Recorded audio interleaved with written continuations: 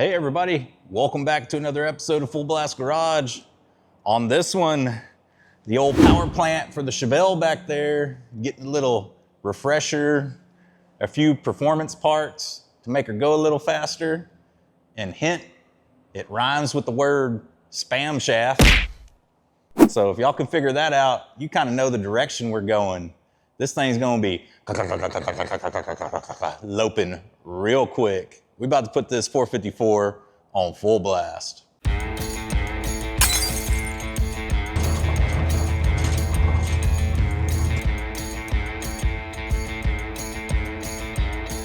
Make sure you do it on full blast. All right, if you're not familiar with the power plant here, she's a Gen 6 roller 454. So we need to tear down all the accessories, valve cover, intake, distributor, exhaust, pretty much blow it down to just the short block. And I'm gonna reseal everything, put a new oil pump, timing chain, cam. Gonna reuse the lifters. I mean, unless they look real bad when we pull them out. Those roller lifters probably are fine for what we're doing. This thing tops, I've seen this almost exact build on Motor Trend in the magazine, like 450 horse to the crank. That's not like a whole lot for a 454. But hey, I mean, for this Chevelle, that's gonna be a street warrior. It's gonna be stout, but I have no idea what the rear gears are, so we'll figure that out once we got the transmission and everything in there. So let's quit talking about it. I'm gonna put it on time lapse and we're gonna peel the front of the engine off, peel the exhaust, intake, distributor, just kind of get all those things off, and then we'll start pulling on the heads.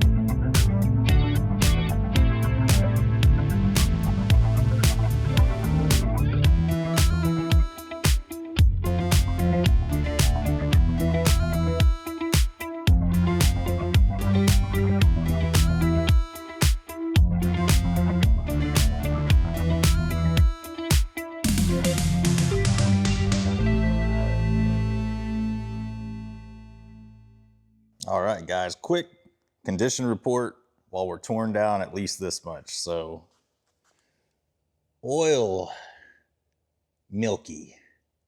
So when I said in the original Will It Run video, we had some combustion coming out, the thermostat port makes me think, hey, we probably have a head gasket issue.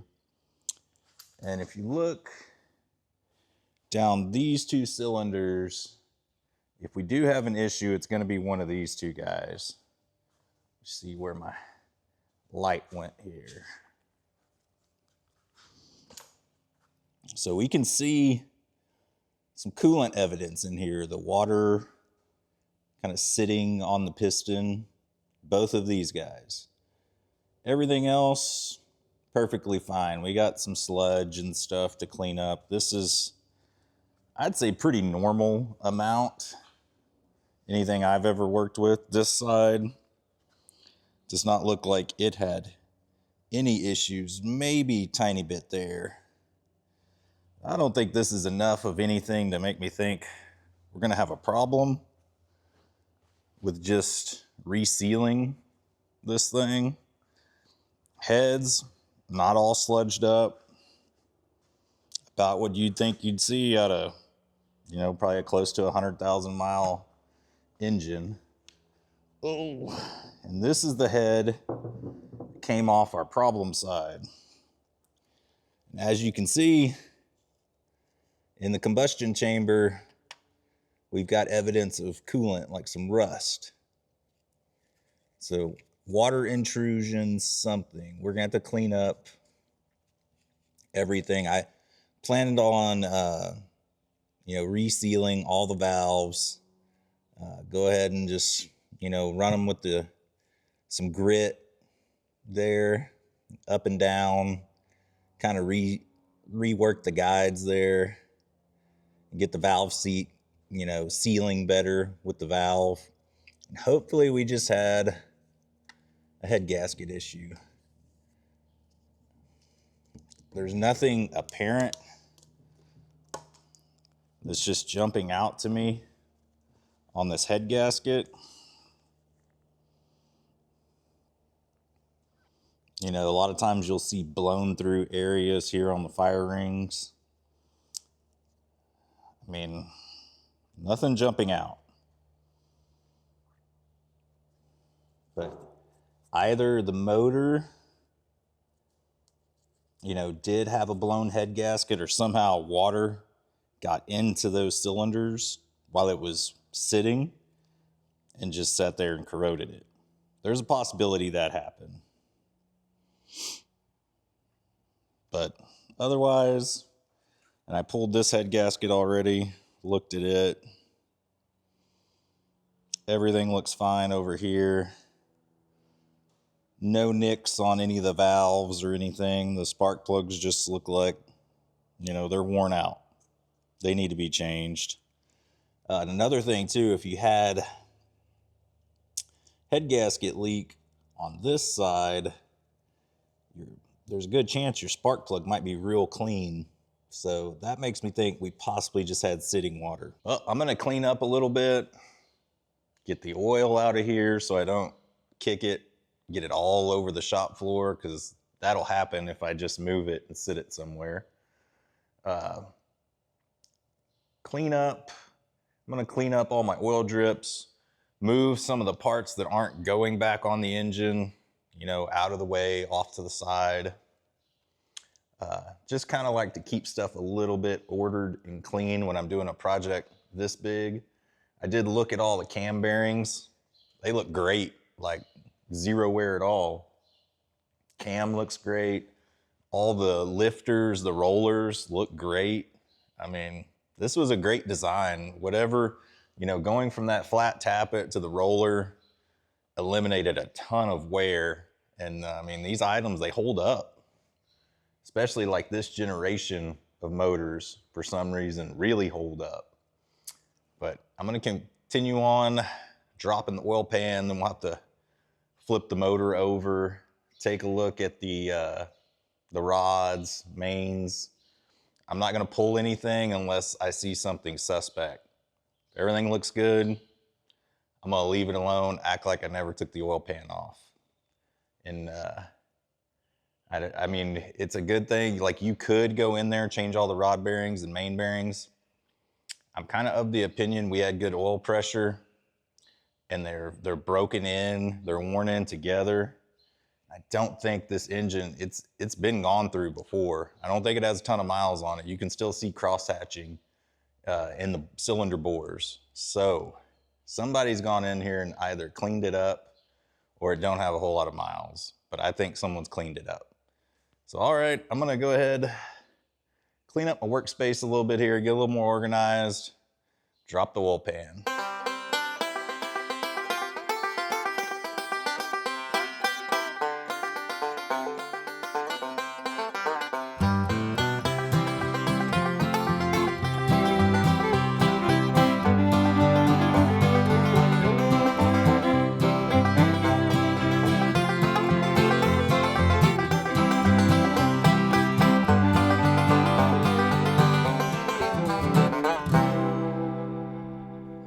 right, so spent the better part of half a day cleaning all the grease, gunk, gasket material, carbon.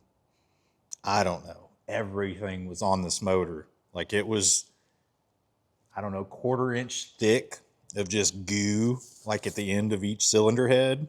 So it was a lot of cleaning. And I practiced already removing one of these valve springs with this tool just because I just bought it.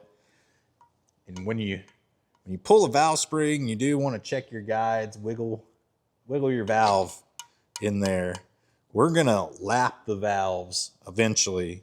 First, we need to go through, pull all our springs. So what we'll have is on the bottom, these guys, these heads have a rotator.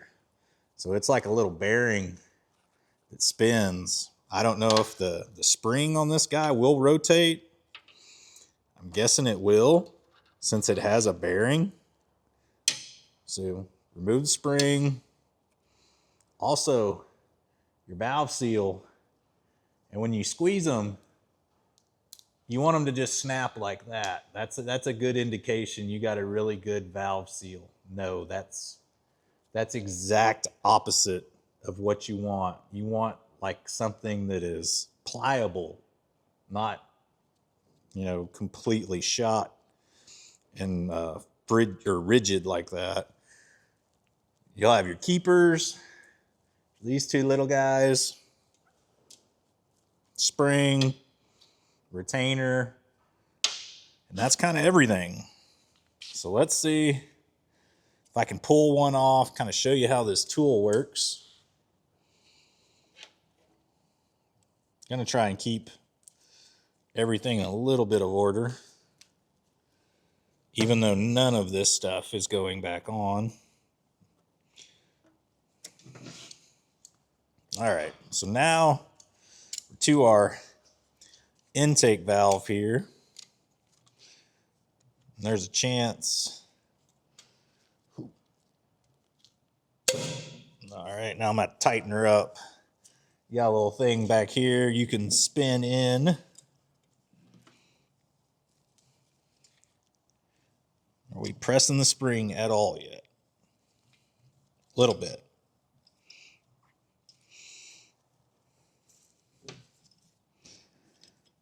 Or are we just bending the tool? Oh, there we go. She was hung on a corner. I could see the arm of this thing starting to flex like it didn't like it. But there's just a threaded portion on this side. You'll spin in. It'll compress the spring. And these guys have been a little finicky. They're stuck. At least the first one was. Sometimes these guys just fall out. Sometimes you got to play with them a little bit, these keepers. But you're going to want a magnet. Probably a little screwdriver to manipulate them a little.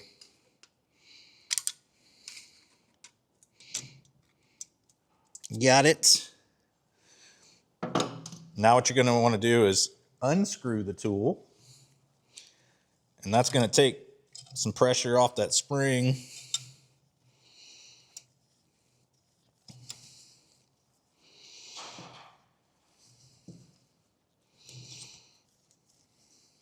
All right. We should be able to back ourselves off here. All right.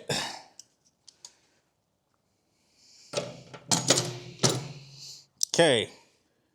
Retainer, spring,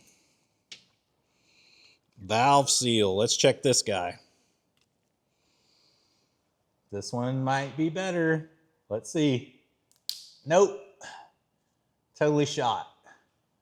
If you guys remember from one of the previous videos, I told you the guy I bought it from said, startup, occasional puff of smoke. That could be that. That could be your valve seals totally shot. When they warm up from running, they might get a little bit more pliable and actually seal. But cold start, they're just rigid pieces if I don't even know, is that plastic or shot rubber? You know, sitting here, it's not doing anything. It's going to let combustion go by. So we can pull our valve out, take a look at our valve. We don't have a ton of carbon buildup. It looks like this thing was running great. No bends, just looking at it through my eyeballs.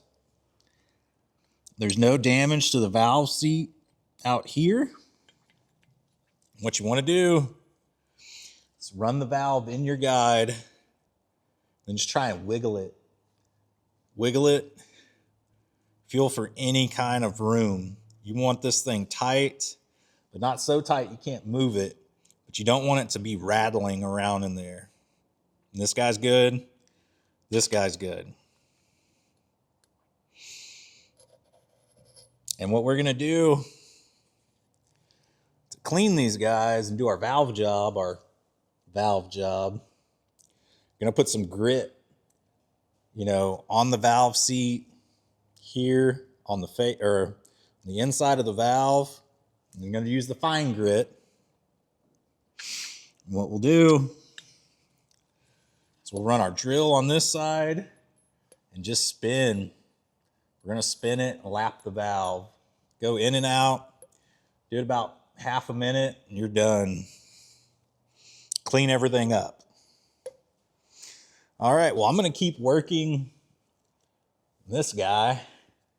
Get all the springs, the rotators. Let me show you guys how this rotator comes out, because some of these guys are a little more stuck than others, but just use my little flathead, get under it, push it up. And these are, I don't know if Gen 5 454s had it. I know the Mark 4s or whatever they're called, they did not have these rotators, because I've changed springs before on those heads and I remember not having those, but it's not 100% certain, but I have done heads before that did not have these. And these guys, again, they're just like a little bearing in here. It can rotate.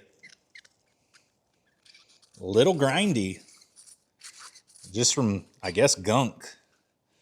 But again, just going to go ahead and keep setting stuff up in place, how it came out, even though we're not using it. So just good practice. But I'm going to keep on going down, get all this stuff out. We'll get everything set up to lap some valves. All right, so I just remembered we had a couple broken studs here on the exhaust. And what I've done is use some of my nozzle gel. So nozzle. Now, for your MIG, you put a little gel on the tip and then the splatter doesn't stick to it as well. So I've went ahead and gelled the surface here around where I'm gonna be welding. Man, do we have 3? No, that's just a hole. That's nothing.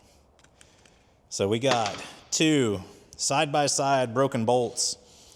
I'm gonna do is build up a little weld on top of this guy and then weld the nut to it. So we're hoping the nut kind of bites on that broken stud. The heat from the weld, she'll loosen it up. And then we can just turn it with some grips or some channel locks or anything to not have to drill it out. That's the goal. So let's plug our welder into our extension cord. You know, that's always the best. Hopefully she'll work.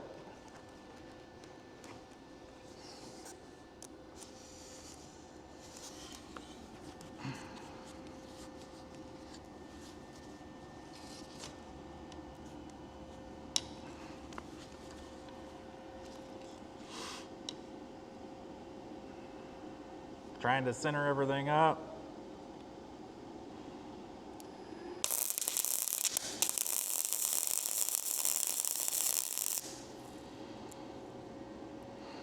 Still haven't stuck the bolt to it.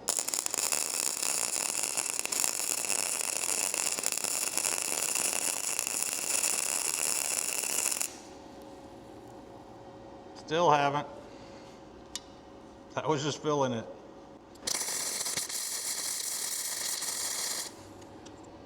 Now maybe. No, still didn't stick.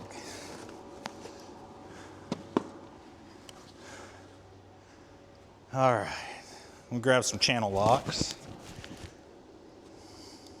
Oh, never mind. She's coming out now. Why won't you stick?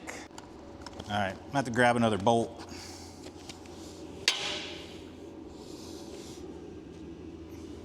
That one actually started to melt a little.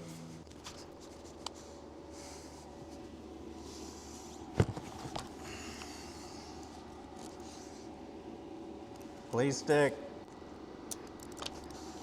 All right. All right. Attempt number 2. We'll see.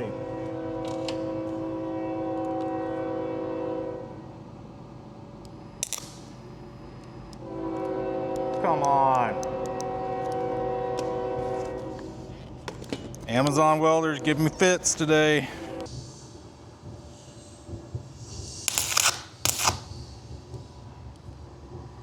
Come on.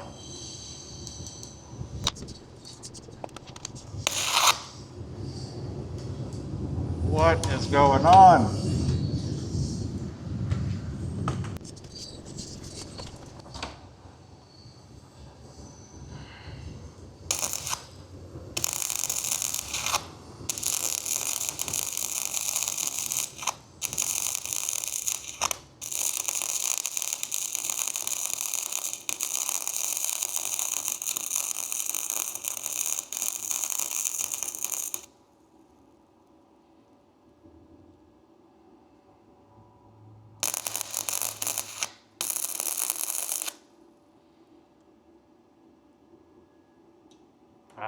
No penetration.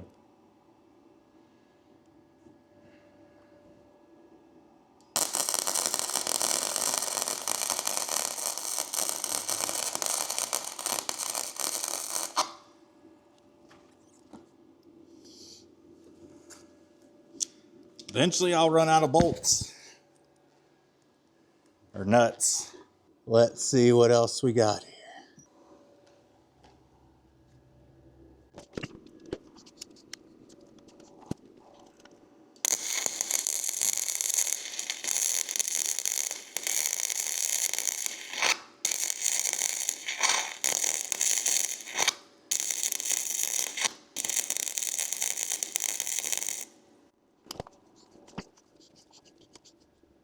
See things moving,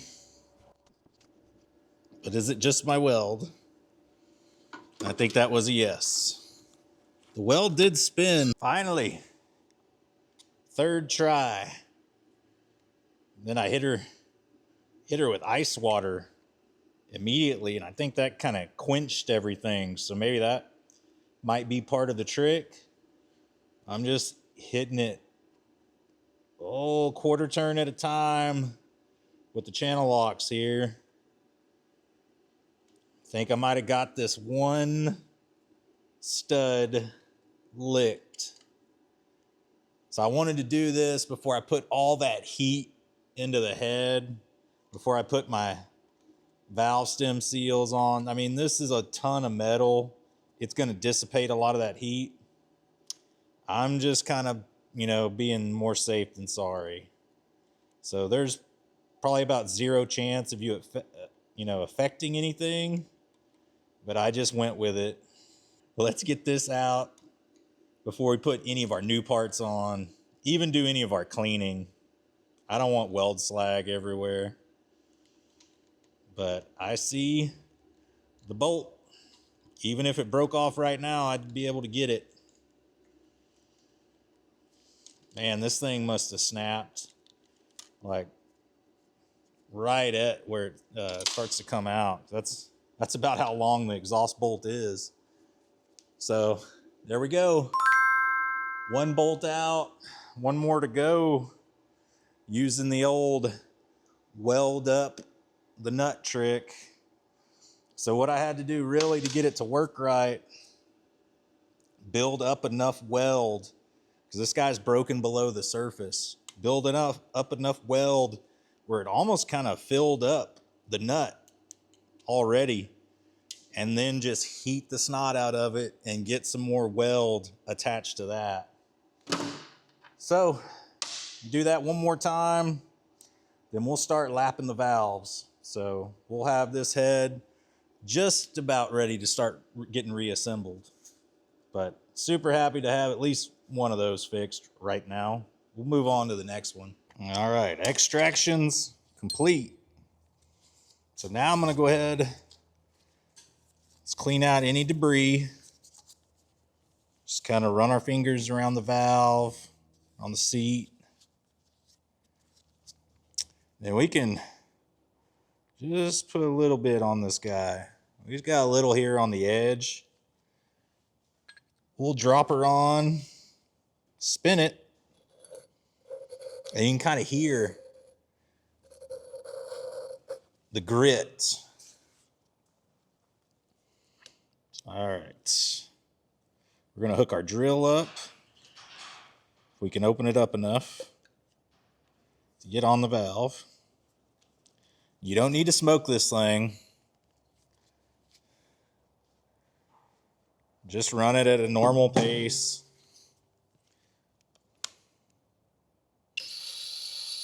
Hey Siri, set a timer for 30 seconds. 30 seconds, starting now.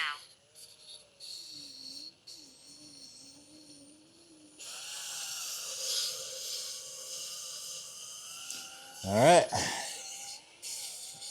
This is how we work. All right, 30 seconds.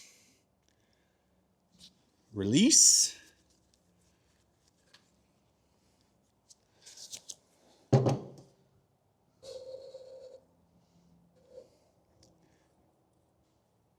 we can set up the next one.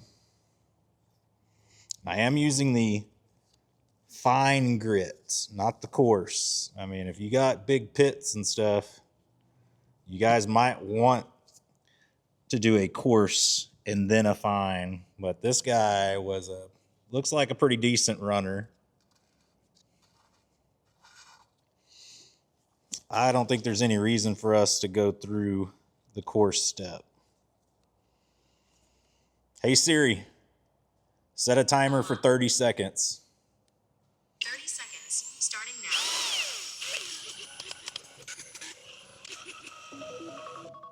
now. All right. You guys saw I wasn't giving it the good gulf, just a kind of medium pace there.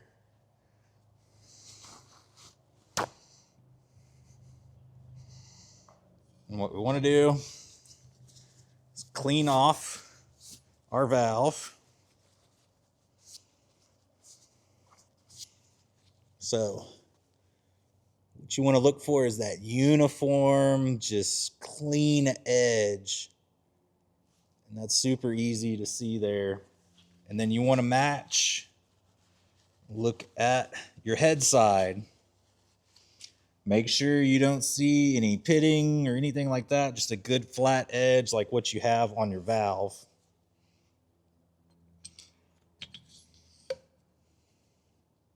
And you can send her home and be done with it.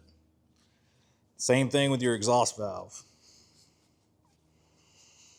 Clean it, get the grit off, and the head will get, one more big cleaning before I assemble everything.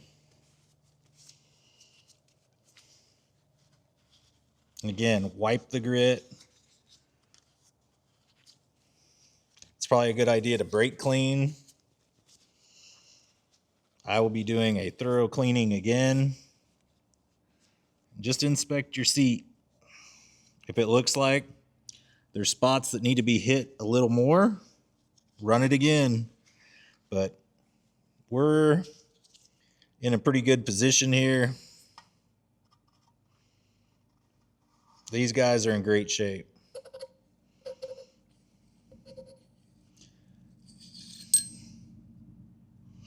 All right, now I'll just do the rest of the head.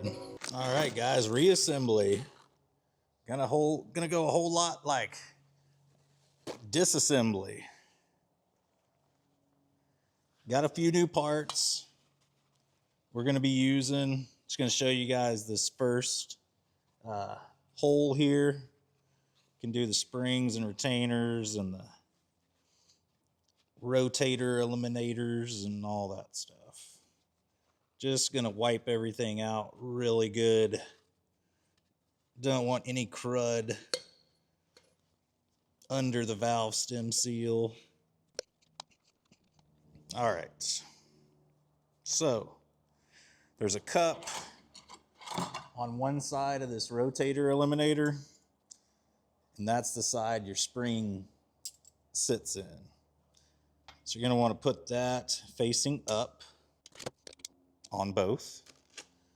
Then you do your stem seals here. We'll see if we can slide these guys on by hand. And I'm gonna give them a little lube so they don't tear. It's always a good idea. Sometimes you need to kind of work these guys on with a socket. Well, if we can get it over the valve stem, then we probably got it. Yeah. Not hard at all to do. Just kind of work it over the stem, push it on. All right. Spring. Woo, she's got a ways to compress. We'll get our retainers out, just kind of ready to go.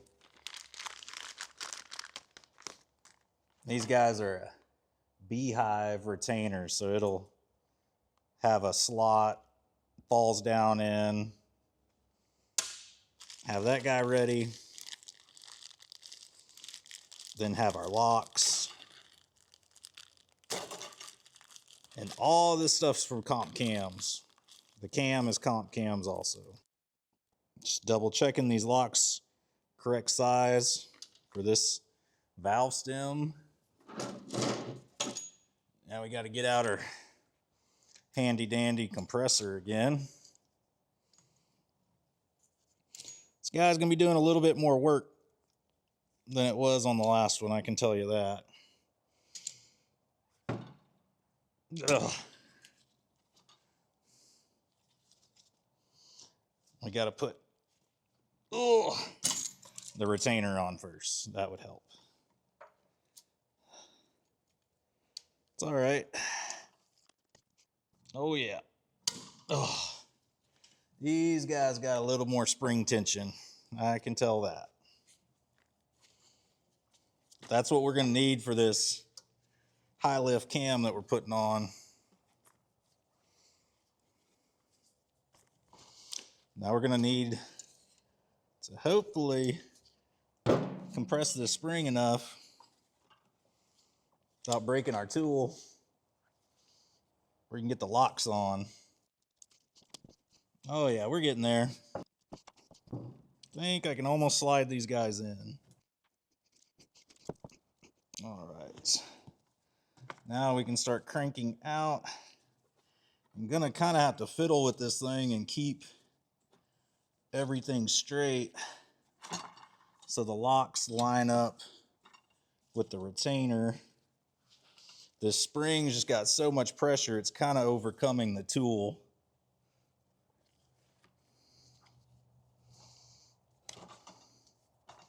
She's straightening out now. All right. One. Boy, she's got some tension. I'll tell you that. Don't think we're ever going to have any issues with coil bind. Wow. All right, now's a good time to double check. You got your rotator eliminator. You got your valve stem seal. Put your spring on. Put your retainer on.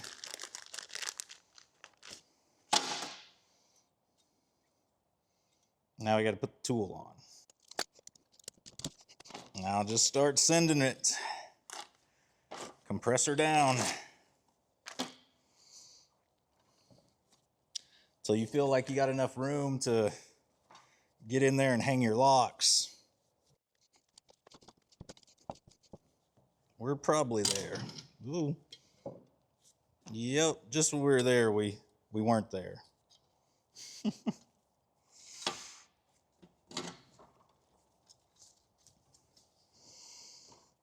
Tool like walked off the valve there, but it's kind of having to do with this beehive design. It's kind of wanting to make this tool kind of move around here. So you run into something like this, just back it out, start over, not a big deal. Got to kind of keep pretty good grasp on this thing, because what happened to me is I let it loose to grab the locks. Took my eye off of it for a second. So there probably are better tools to use, especially outside the car. This is the easiest time you're ever going to have doing valve springs. It's right now.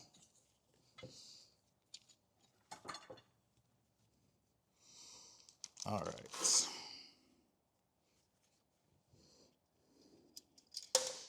Oop.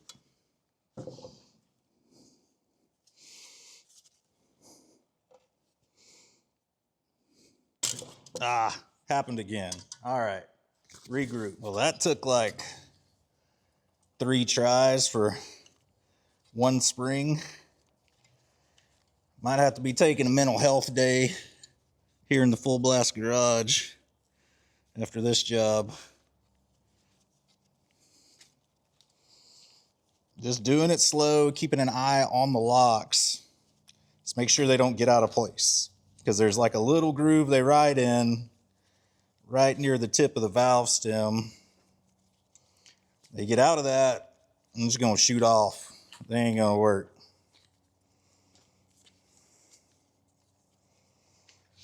All right. Whoo!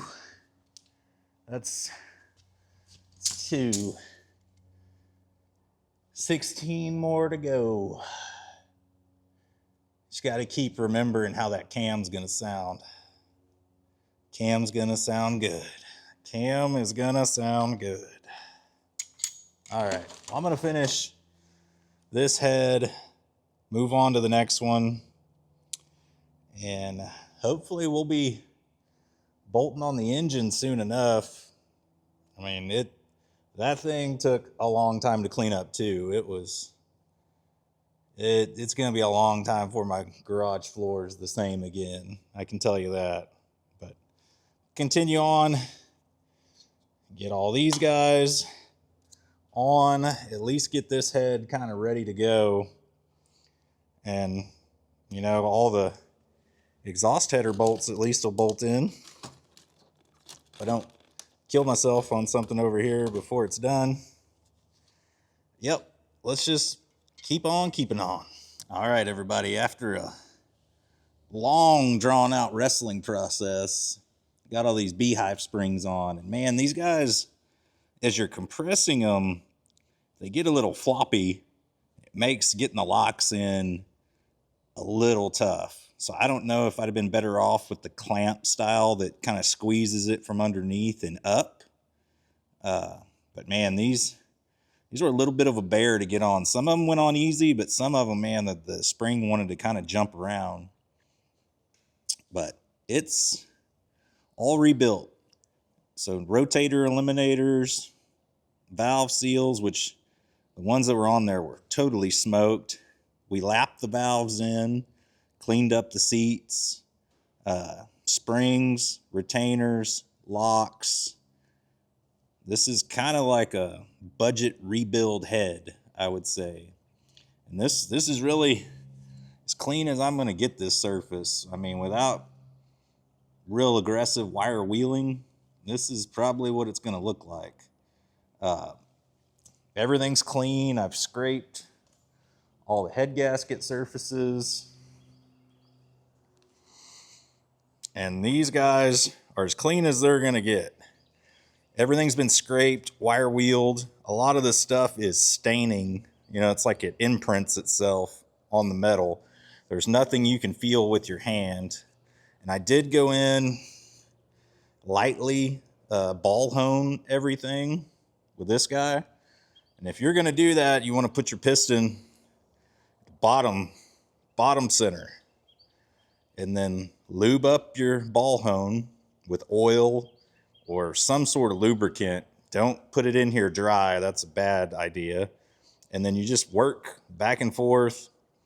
You do it for about half a minute each cylinder and move on. Just wipe it out, clean out, blow out. Make sure your cylinder's clean before you put your head on. But everyone turned out pretty good. This guy's got a little bit of markings in here, but nothing bad. Like, you don't feel anything with your finger or your fingernail. Piece of grass blown inside the motor already. But I've rocked all these pistons. Nothing's loose, man. Everything's super tight. Exactly how you want a motor. Again, surface is all cleaned. I've scraped everything off, brake cleaned everything, and all you're seeing here is like a imprint of the head gasket. And on the head gaskets, just got your basic Felpro head gasket for a big block with a standard bore. And these guys, if you never head gasketed anything, the writing, the striping like this goes up. So you do not want this side facing up.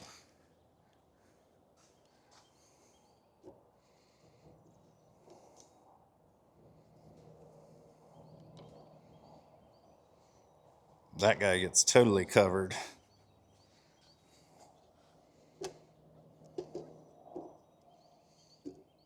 I mean, it sort of lines up.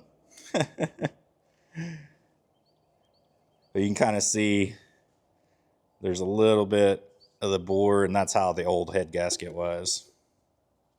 And these guys were just totally covered up.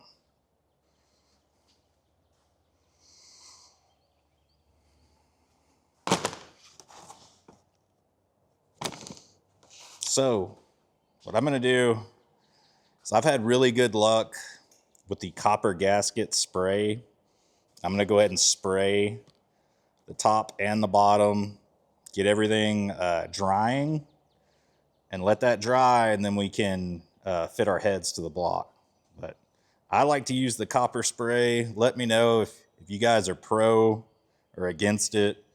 I've never had a head gasket leak when I used it. I mean, rarely ever when I'm doing something like this do you have a head gasket leak, but I feel like it's insurance, especially when you're working with a surface that looks like that.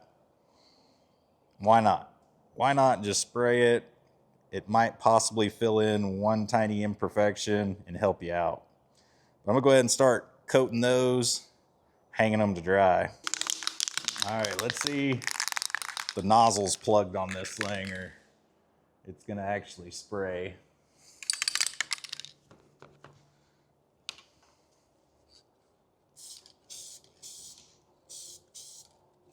And you don't have to go insane. Just wet her down. You're not building layers or anything, just get it coated. And you do want this stuff to dry, you don't want to put it on wet. So build in a little time so you can let it dry.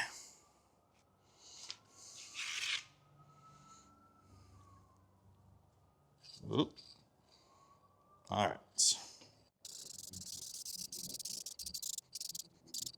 as easy as it is.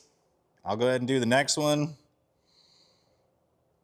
And I'll be looking like Goldfinger by the end of this. Let's go ahead and hang it on the drying rack here. Horseshoe. Welded to the end of the table. All right, one more to go. We'll be dropping heads on here pretty quick. All right, got everything started by hand. Now I'm just gonna go through, snug these guys up. I'm gonna kind of work from the inside out.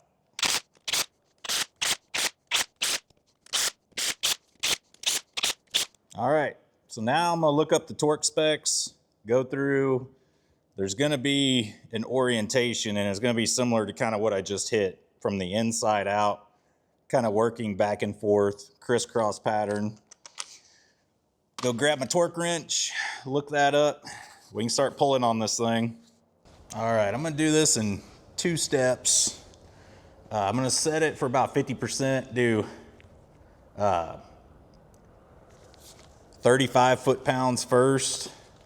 And I got a little order that I'm looking at, and it's a crazy pattern, but start in the middle bolt. So 1, and you can see I was just running these guys in, even though it sounded like there was a decent amount of resistance, really not. 4, 5's on the ground, or on the bottom. 6, 7, 8, 9,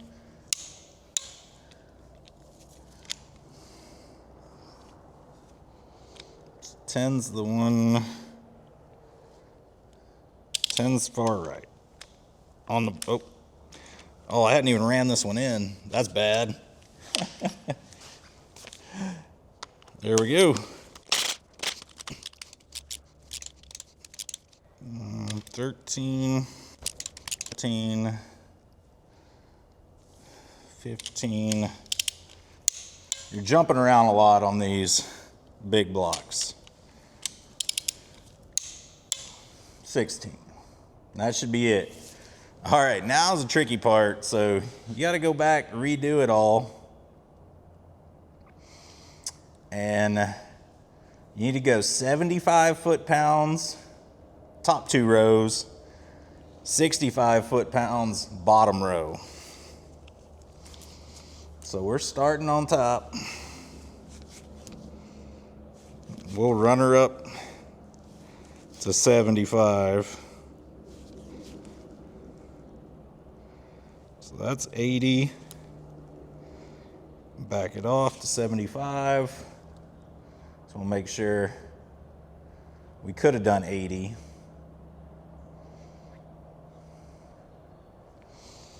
All right. So 1. Actually, I'm going to pay pretty close attention now.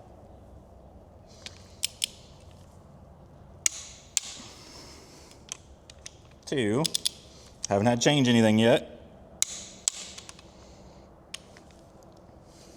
3.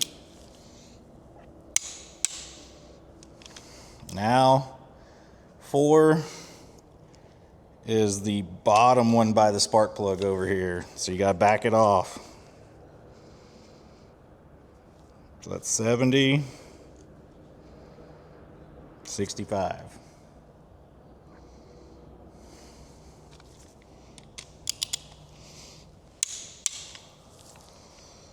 Now, 5, next one over.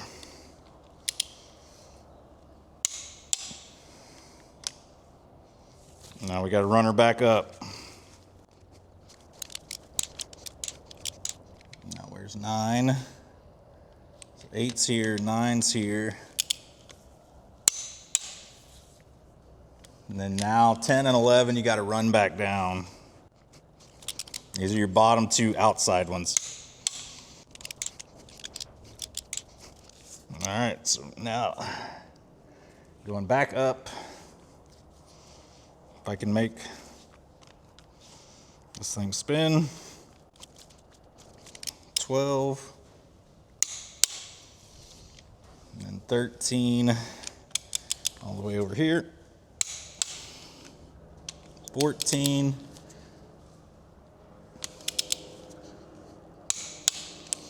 15's all the way on the outside,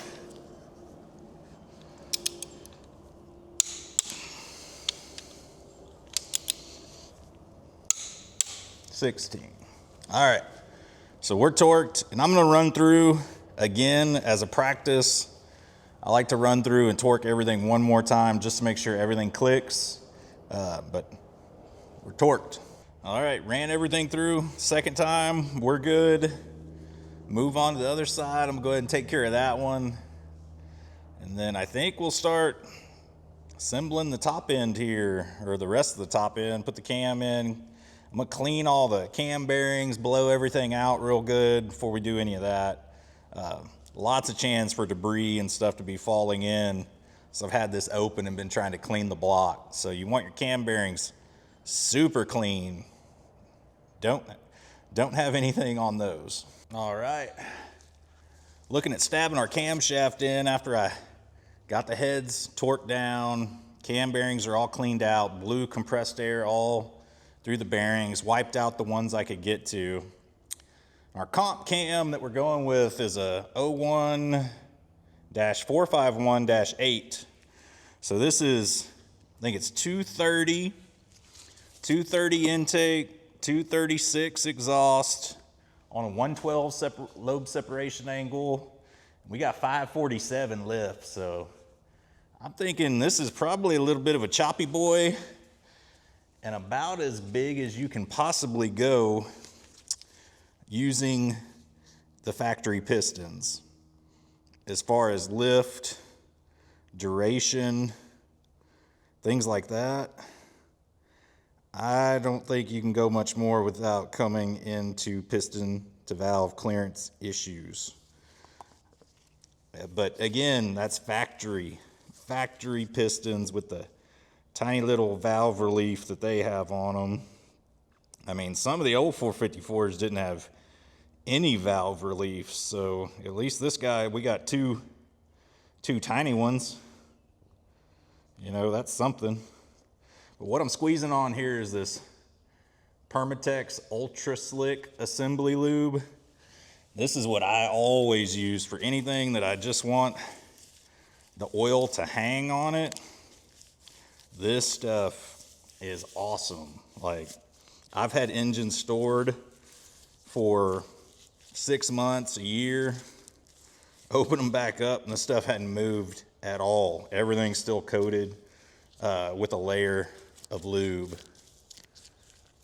And you don't have to go crazy, but you definitely want to make sure everything has a really good layer on it. And these guys, again, you just got to be careful. You don't want to nick the lobes. I mean, they're pretty stout, but again, if you can stop something from being harmed, don't just go ramming this thing in. Take it slow, work it back and forth, and you're gonna have to support it. As the end goes past a cam bearing, it's gonna wanna fall. You're gonna need to kinda counter that with some angle. We're almost home. Kinda in the home stretch here. Gosh. Try and support it from the back, reaching through the lifter valley, just to kind of get it past, this last little part. I might have to get another set of hands. This thing is super tight. The cam bearings on this thing must be in pretty good shape.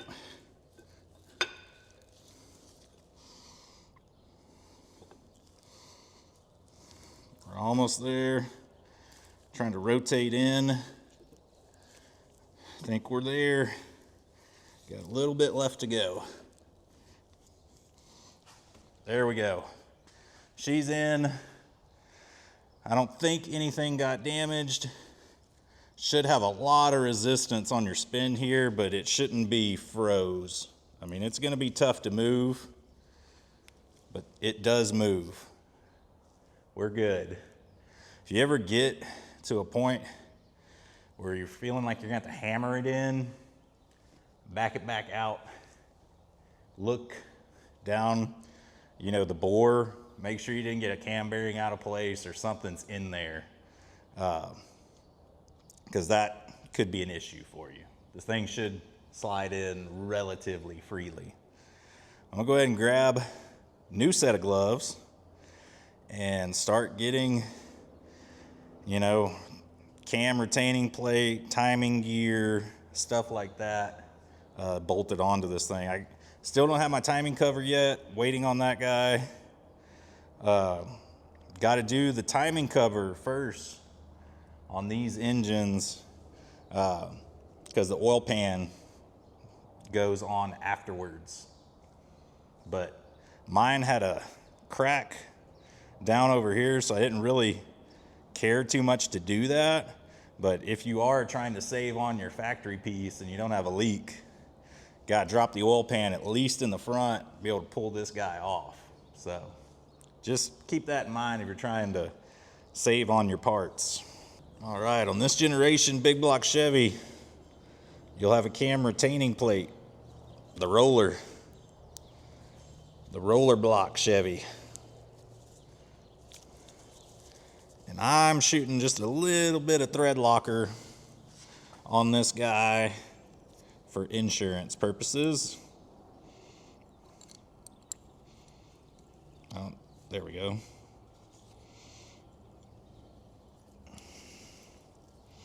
Just get it started by hand. These are some really dinky bolts. Do not go torquing these guys like crazy. Just go ahead and snug those up. Trying to remember what size it was. I think it was 5/32. That seems a little loose. 3/16. Is it metric? Nothing surprises me anymore. Oh wait, this is not hex, this is star. That would help. Don't listen to anything I'm telling you. Go grab my star bits. These guys are a T30. In case you were wondering. I don't remember taking my star sockets out when I disassembled this thing, so there's a real good chance I used an Allen to take these out. And I am just snugging these guys up. They feel pretty fragile. And all their job is to do is to keep the cam from wanting to shoot out the front of the motor. So the cam wants to move back and forth a little bit. This is just kind of a plate that stops it, limits the amount of movement it can have. All right, let me go find the new timing gear, timing chain. I need to take this bolt off, clean the snout of the crank up, and we can start at least putting the timing parts back on the motor. Can't do much after that until I get the timing cover. I can at least bolt in the rockers, push rods, all that. This motor is a non-adjustable setup, so I think I'm gonna roll the engine around while I do it. I just have a weird thing about torquing rockers down to a certain torque spec when like the cam's at its lift. I don't know if you should do that or not. I'm gonna do every one on the base circle and put the lifter on the base circle, torque it, and then I'll spin around and just do all of them like that. So that will just put me at ease that I'm not gonna bend a push rod or over torque or under torque something. I don't know. This non-adjustable stuff, way different than me like setting my own valve lash or, just feeling for zero lash and doing a half turn. A little bit different setup. So as luck would have it, I did have the engine just about perfectly at top dead center. So I could see the piston just right there. Maybe the motor's tilted a little. Oh yeah, she's right where she needs to go. Dot pointing up. And I believe the way this timing gear is, the setup,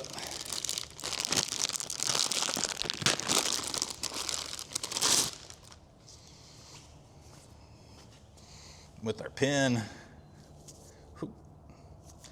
yeah, I don't think you could theoretically, on this setup, put your timing gears in the wrong position. This guy's, it's got a cutaway here for the pin. I mean, you could, you know, have your crank out of whack and do it, but this guy's perfectly straight on there.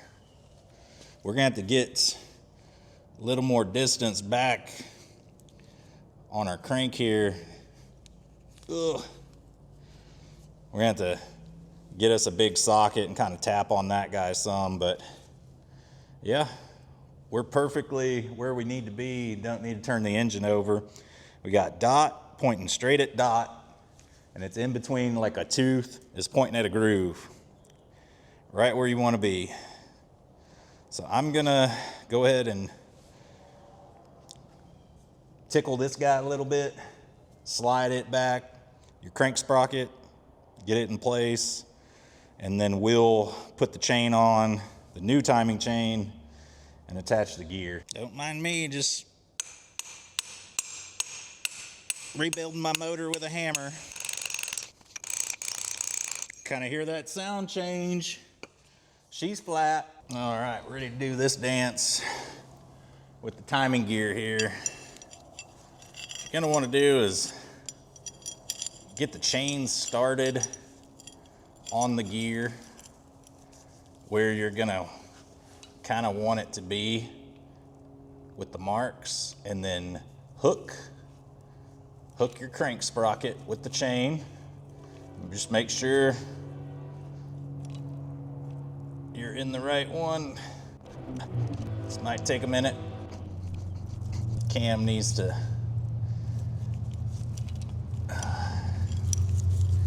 might be able to twist it. Oh, this on there a little bit easier.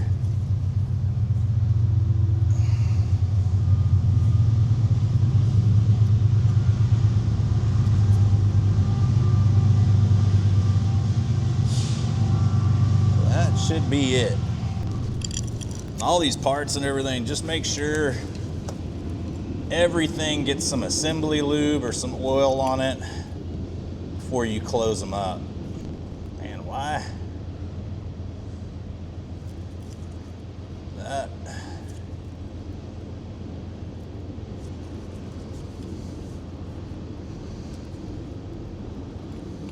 I feel like I'm a link off here.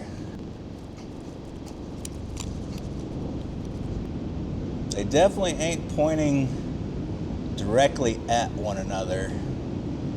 Kind of don't exactly like that.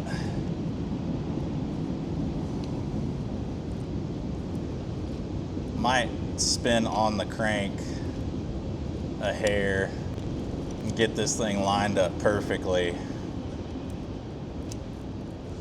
Not a fan like that. Should pretty much be it right there, but we're not 100% there, and we got a ton of slop. Well, let me fiddle with this for a minute, figure out what we got going on. She's installed perfectly dot to dot, and I got everything torqued down to about 15 foot-pounds on the timing gear here, but man, this chain, I don't know. Any of you guys ever run into this with the new chains? I read somewhere where they're selling stuff pre-stretched so you can get it on easier. I mean, if that's the truth, okay, but geez, that's a little scary. I don't know. Not the biggest fan. This is what the old chain looked like, and I mean, there's cam deflection, but maybe she'll tighten up when we start running on this thing. I don't know, but a little worrisome. But I read online where these manufacturers are pre-stretching the chains. No idea. But have y'all ran into this before? Go ahead, I guess, and just move on. If I figure out this is bad, I can always pull her off before we, put the timing cover on. It'd be easier then, but I'm gonna go ahead and start dropping the lifters in, and everything's gonna go back in the same bore that it came out of. Everything's sitting on the table in the orientation it came out. So it's going back in, put a little oil on everything, get everything dropped in, lifters, push rods, rockers, and we'll just have everything just kind of loosely installed on here. All right, so we got our lifters cleaned up. We can go ahead and start dropping those guys in the bore. Just don't want to drop them the wrong way, but there's only one way they line up on your retainer. So you can go ahead and get those guys slid in, land on your cam. Now's the time to really clean everything up. Try and get a lot of that old carbon off so you're not kind of contaminating your clean engine. But you can see one of these guys is way down in the bore, the other one's up. So not super comfortable torquing down a rocker arm on one that's kind of at the top of its lobe. We'll, torque everything down that has the lifters, on the bottom, and then rotate the engine around, get these guys up, the ones that are up, down, and then torque the rest of them.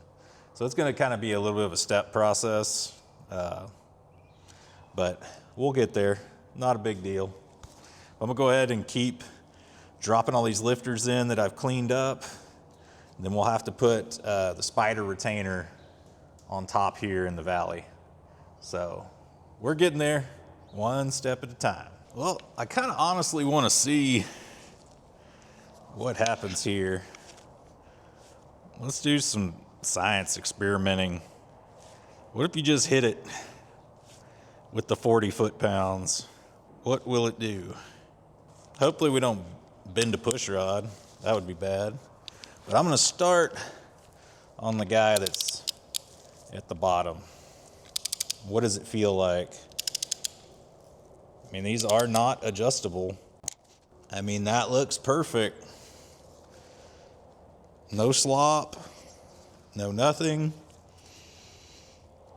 But this guy's not run down. And since are you running the risk of damaging the screw? Doesn't feel like it. So what I was worried about is it wanting to break the bolt, strip the threads, because you're working against the hydraulic pressure of the lifter.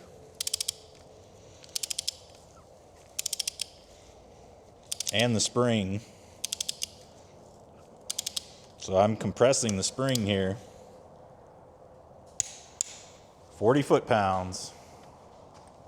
We opened a valve. Hopefully it wasn't hitting a piston. See, if we did, we totally just bent a valve. Okay. Let's kick her around. See if we got any kind of valve train operation here. Man, there's so much compression on this engine. Well, maybe I just wait. It's gonna be a lot easier to spin once everything's on and I'm not fighting all this compression. So let's just zip everything on, see what happens. Maybe it works. All right, here goes nothing, folks. I got everything torqued. We should be hearing all the compression noises and everything. She's got a lot of it. Thing we don't want to hear is a metal tink.